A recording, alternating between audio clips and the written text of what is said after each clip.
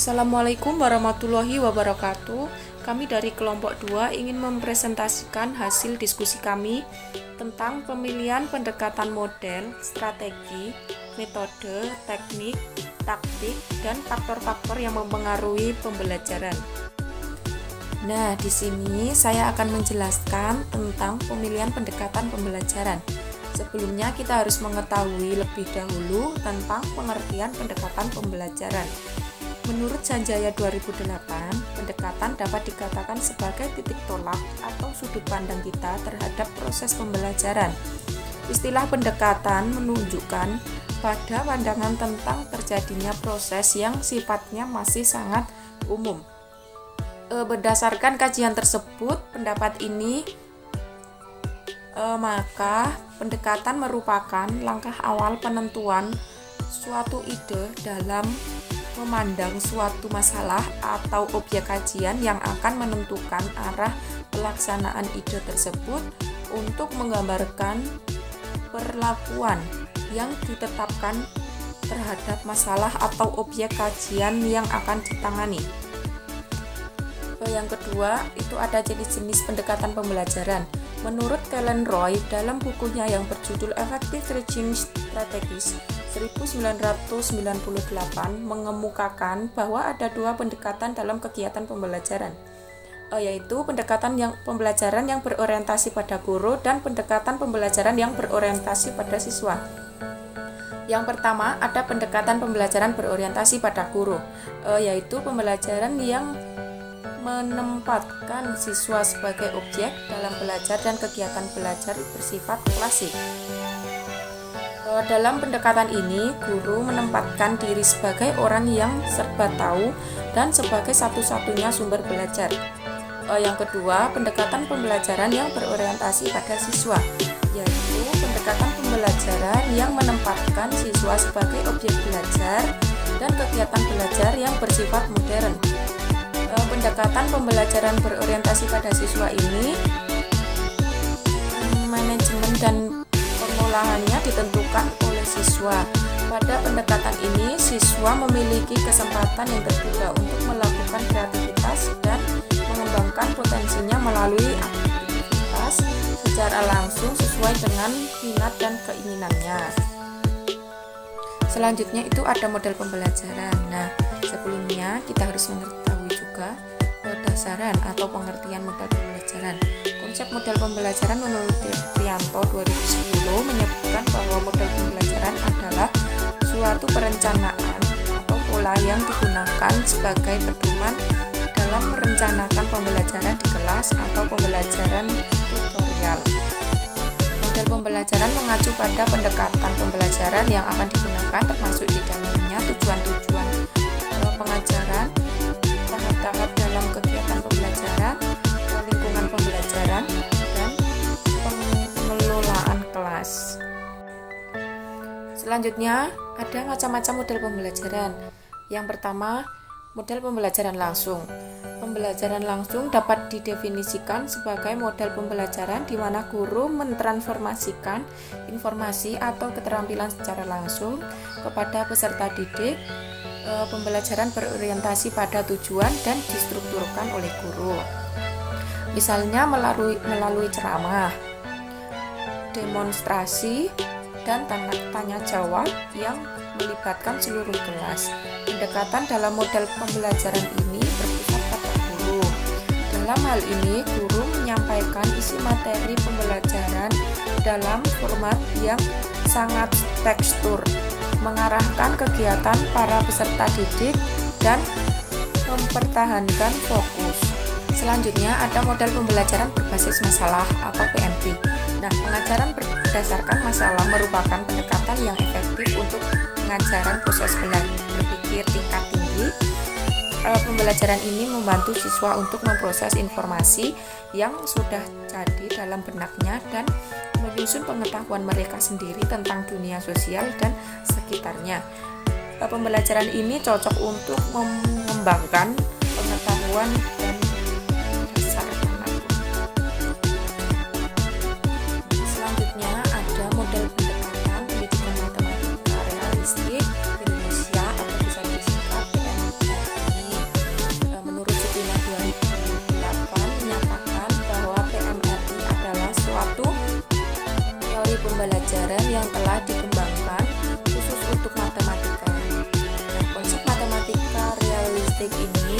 sejalan dengan kebutuhan untuk memperbaiki pendidikan matematika di Indonesia yang didominasi oleh persoalan bagaimana meningkatkan pemahaman siswa tentang matematika dan mengembangkan daya nalar. Selanjutnya ada model pembelajaran indeks Karpmak atau mencari pasangan. Menurut Zaini, model pembelajaran ini adalah model pembelajaran yang cukup menyenangkan, bisa digunakan untuk mengulang materi yang telah diberikan sebelumnya. Dengan model pembelajaran ini, peserta didik dapat belajar aktif dan berjiwa mandiri walaupun dilakukan dengan cara bermain. Model pembelajaran ini dapat merangsang peserta didik untuk melakukan aktivitas belajar secara bertanggung jawab dan disiplin, sehingga tujuan pembelajaran dapat tercapai dan prestasi belajar dapat meningkat. Yang terakhir ada model pembelajaran kooperatif. Menurut Isjoni pada 2009, model ini siswa diberi kesempatan untuk berkomunikasi dan berinteraksi sosial dengan temannya untuk mencapai tujuan pembelajaran, serta guru bertindak sebagai motivator dan fasilitator aktivitas siswa. Cooperative learning merupakan strategi belajar dengan sejumlah siswa sebagai anggota kelompok kecil yang tingkat kemampuannya berbeda dalam menyelesaikan tugas kelompoknya. Setiap siswa, anggota kelompok harus saling bekerja sama dan saling membantu untuk memahami materi pelajarannya. Selanjutnya adalah strategi pembelajaran. Dalam konteks pembelajaran, strategi berkaitan dengan pendekatan dalam penyampaian materi pada lingkungan pembelajaran. Strategi pembelajaran juga dapat diartikan sebagai pola kegiatan pembelajaran yang dipilih dan digunakan guru secara kontekstual sesuai dengan karakteristik peserta didik, kondisi sekolah, lingkungan sekitar, dan tujuan pembelajaran yang telah dirumuskan. Jenis-jenis strategi pembelajaran menurut Sanjaya. A. Strategi pembelajaran ekspositori. Pembelajaran ekspositori adalah strategi pembelajaran yang menekankan kepada proses penyampaian materi secara verbal dari seorang pendidik kepada sekelompok peserta didik dengan maksud agar peserta didik dapat menguasai materi pelajaran secara optimal. B. Strategi pembelajaran inquiry. Strategi pembelajaran inquiry adalah rangkaian kegiatan pembelajaran yang menekankan pada proses berpikir secara kritis dan analitis untuk mencari dan menemukan sendiri jawaban dari suatu masalah yang dipertanyakan.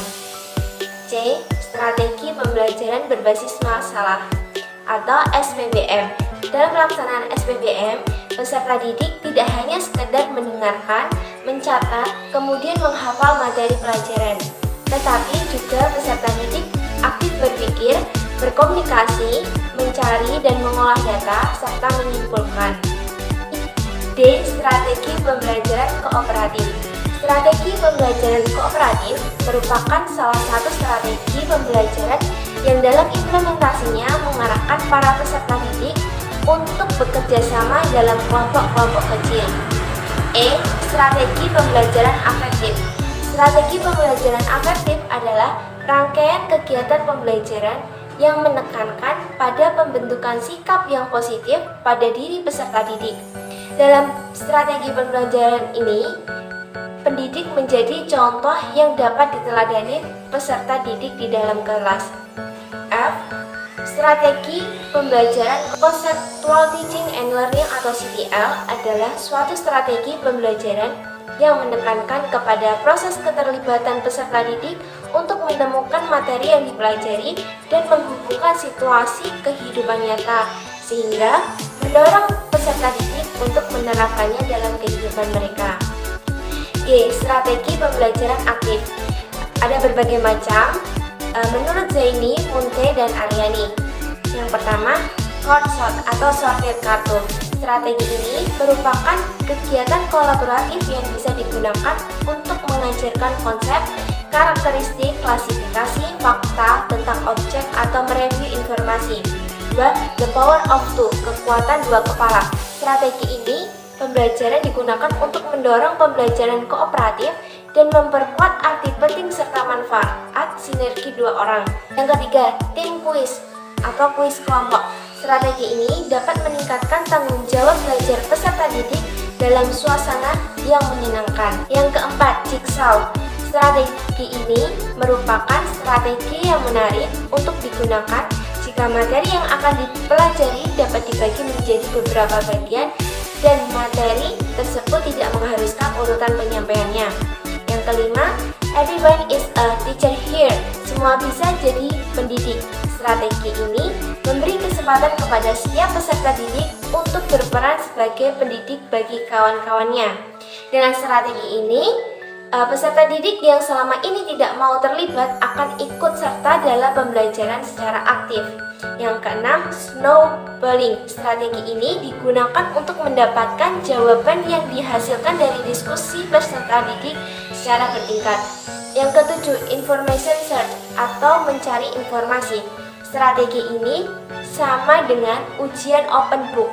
Secara berkelompok, peserta didik mencari informasi, biasanya tercakup dalam buku, yang menjawab pertanyaan-pertanyaan yang diberikan kepada mereka. Yang kedelapan, peer lessons, belajar dari teman. Strategi ini baik digunakan untuk menggairahkan kemauan peserta didik untuk mengajarkan materi kepada temannya. Yang kesembilan, index card match, mencari pasangan. Strategi ini cukup menyenangkan yang digunakan untuk mengulang materi yang telah diberikan sebelumnya.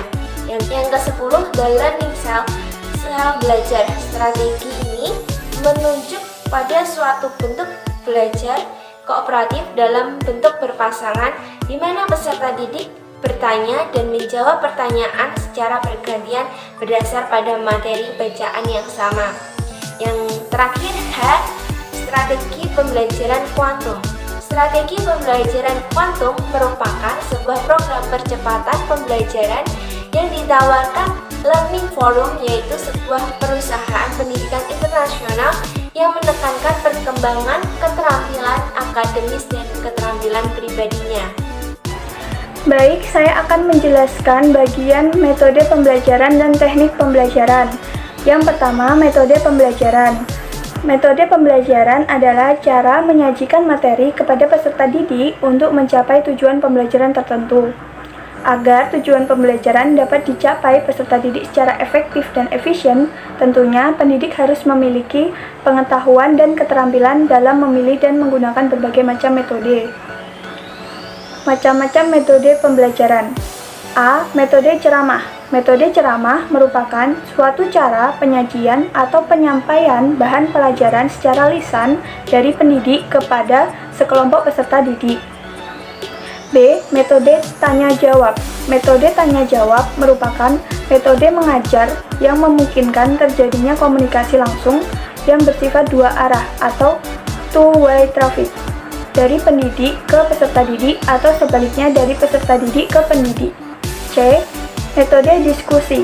Metode diskusi adalah cara penyampaian bahan pelajaran yang memberikan kesempatan kepada peserta didik untuk mengumpulkan pendapat, membuat kesimpulan, atau menyusun berbagai alternatif pemecahan masalah. D. Metode pemberian tugas. Metode pemberian tugas diartikan sebagai suatu cara interaksi belajar mengajar dengan cara memberikan tugas-tugas kepada peserta didik untuk dikerjakan secara berkelompok atau secara perorangan. E. Metode simulasi. Metode simulasi merupakan metode mengajar yang dapat digunakan dalam pembelajaran kelompok. Beberapa jenis metode simulasi diantaranya adalah bermain peran, sosiodrama, permainan simulasi, dan sebagainya. F. Metode demonstrasi. Metode demonstrasi merupakan metode mengajar yang menyajikan pelajaran dengan mempertunjukkan secara langsung objeknya atau caranya melakukan sesuatu untuk menunjukkan proses, prosedur tertentu. G. Metode eksperimen. Metode eksperimen merupakan metode mengajar yang dalam penyajiannya atau pembahasannya dilakukan melalui percobaan secara mengamati secara proses. Kedua, teknik pembelajaran. Teknik pembelajaran adalah jalan, alat, atau media yang digunakan oleh guru untuk mengarahkan kegiatan peserta didik ke arah tujuan yang ingin dicapai. Ada berbagai macam teknik pengajaran, yaitu A. Teknik ceramah.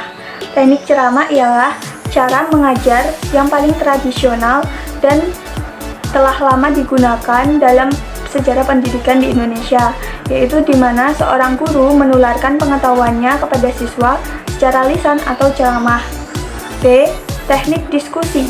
Teknik diskusi adalah salah satu teknik belajar mengajar yang dilakukan oleh seorang guru yang dimana di dalam teknik ini terjadi proses interaksi antara dua atau lebih individu yang terlibat. Mereka saling tukar-menukar pengalaman, informasi, memecahkan masalah. Biasanya dalam teknik ini, semua pendengar terlibat aktif dan tidak ada yang pasif. C. Teknik tanya-jawab. Teknik tanya-jawab adalah suatu cara mengelola pembelajaran dengan menghasilkan pertanyaan-pertanyaan yang mengarahkan siswa memahami materi tersebut. Teknik tanya-jawab akan menjadi efektif bila materi yang menjadi topik bahasan itu menarik, menantang, dan memiliki nilai aplikasi yang tinggi. D. Teknik pemberian tugas. Teknik pemberian tugas adalah cara mengajar atau penyajian materi melalui penugasan siswa untuk melakukan sesuatu penugasan atau pekerjaan. Pemberian tugas biasanya setiap siswa itu bisa individu atau kelompok, dan setiap tugasnya pun bisa sama atau berbeda-beda. E. Teknik penemuan dan simulasi. Teknik penemuan merupakan proses di mana seorang siswa melakukan proses mental yang harus mampu mengasimilasikan suatu konsep atau prinsip, seperti mengamati, mencerna, menggolong-golongkan, membuat dugaan, membuat kesimpulan, dan lain sebagainya. Siswa dibiarkan menemukan sendiri atau mengalami mental itu sendiri, guru hanya membimbing dan memberikan instruksi saja. Sedangkan teknik simulasi merupakan cara mengajar di mana siswa memegang peranan sebagai orang lain, misalnya bermain peran menjadi guru, pewawancara, dokter, polisi, dan lain sebagainya. F. Teknik equally. Teknik equally adalah teknik pengajaran guru di depan kelas di mana guru membagi tugas meneliti suatu masalah ke kelas.